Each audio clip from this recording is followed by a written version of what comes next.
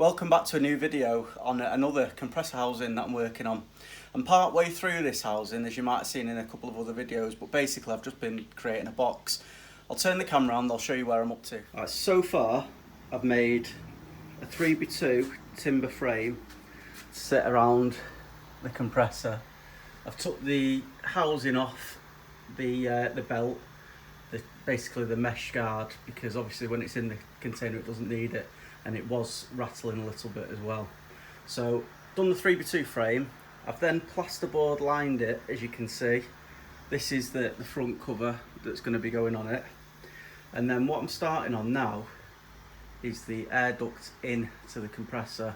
The reason why I've taken that plasterboard out is because I knew I had some pipe somewhere and I didn't want to drill through, so that will be getting the plasterboard put back on, some insulation on the pipes, and then what I've done is I've gone through the plasterboard, framed it with 3x2, cut through the insulation, and then that's the panel for the outside of the garage. This little bit of the garage here is actually prefabricated panels, so what I'm going to do, there's gaps on both sides.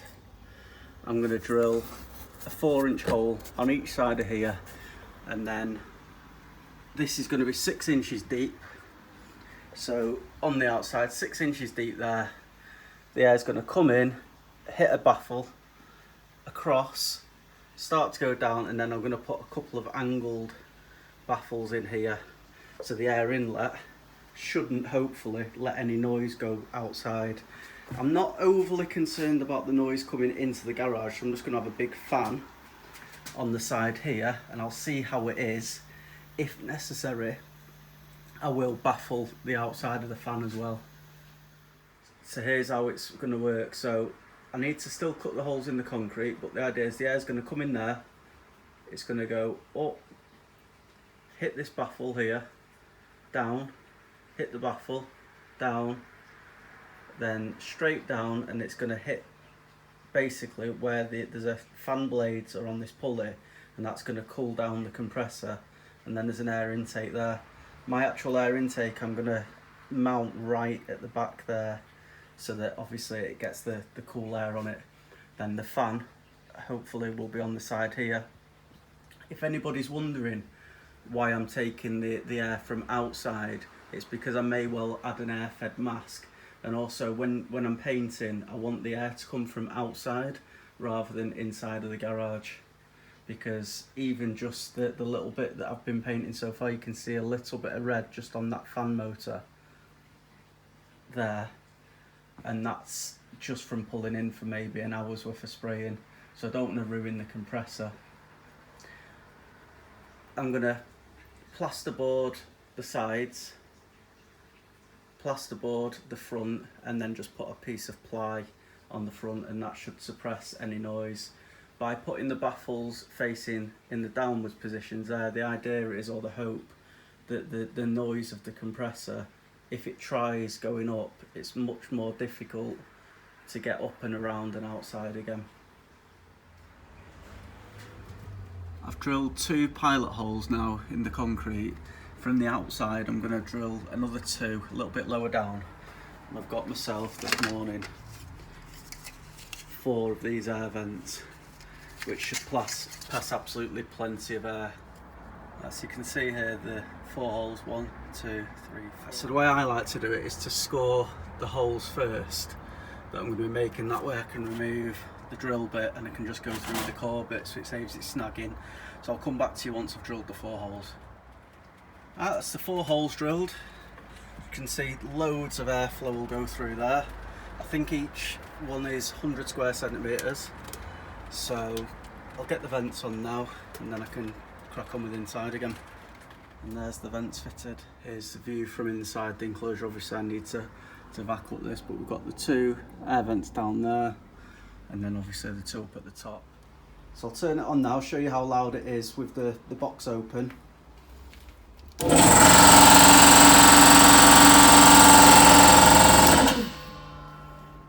Unfortunately I've not got enough, but I've started putting just some quite thick carpet just around the edges, some offcuts. I need to pick up some more.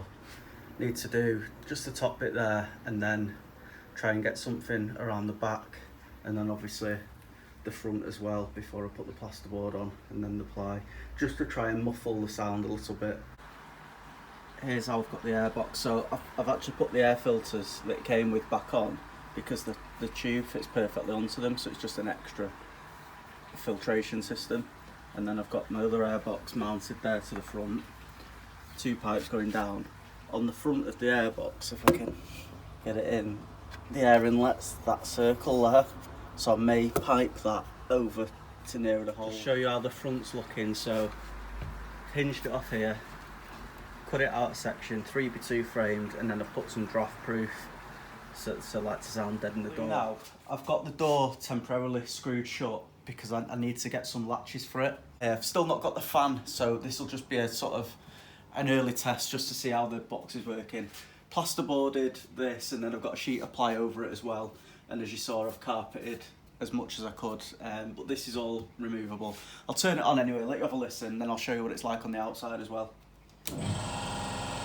As you can tell, hopefully, it's a lot quieter than it was before. I had the radio on before and you can hear it absolutely perfect. I'll take you outside, we'll listen to how loud it is. So we're now on the outside, we're by the vents. As you can see, it's quite a muffled sound, it's not too loud, not too annoying.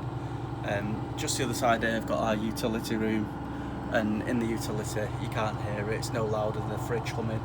So really pleased. But the idea behind doing this is I've got obviously the air coming from outside. Whenever I'm doing anything in here, my other compressor housing that I built generated a lot of heat, which was absolutely fine, but the heat was wasted outside. I've rearranged the garage since. I've got this area here. The idea is at the front I'll have the vent and I'll have the heat coming out into the garage right where the radiator is, and obviously I've got a thermostat for the central heating in here as well. So hopefully it'll keep a little bit of heat thrown back into the room, so I'm not wasting. So I'm pleased to say I've managed to finish it to a standard that I'm happy with anyway. So I've got a fan on now. It's sat externally. It's a 960 cubic meters per hour fan. I've got it on its own switch. It's very, very powerful. I've absolutely no doubt that that's going to keep the compressor cool. I've now put a couple of bolts on the front for access. Where the fan is,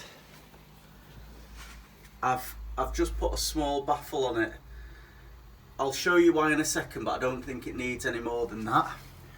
Now, as you can see, it's all sealed round, so that the front is sealed on. I was thinking of putting some acoustic foam on, but again, I'm happy enough with how loud it is. The other thing I've made sure that I can do is I can actually get my arm through to empty the tank, to drain the tank. That's really simple to do. And I can also check the oil level from where I am. I can access the gauge and also the switch, and obviously I can check the temperature really, really easily from this position. So that's the reason why the door is a rather large one. So here's the bit you're going to be waiting for. So first I'll fire up the fan,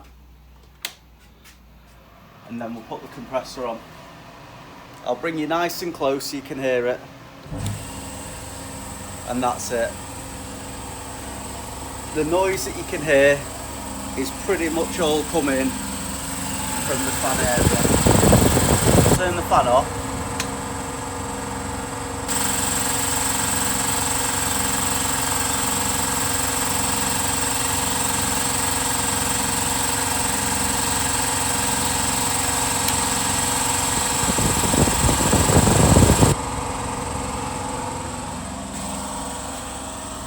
And then what we'll do, we'll open the door up and I'll show you the difference with the door open. So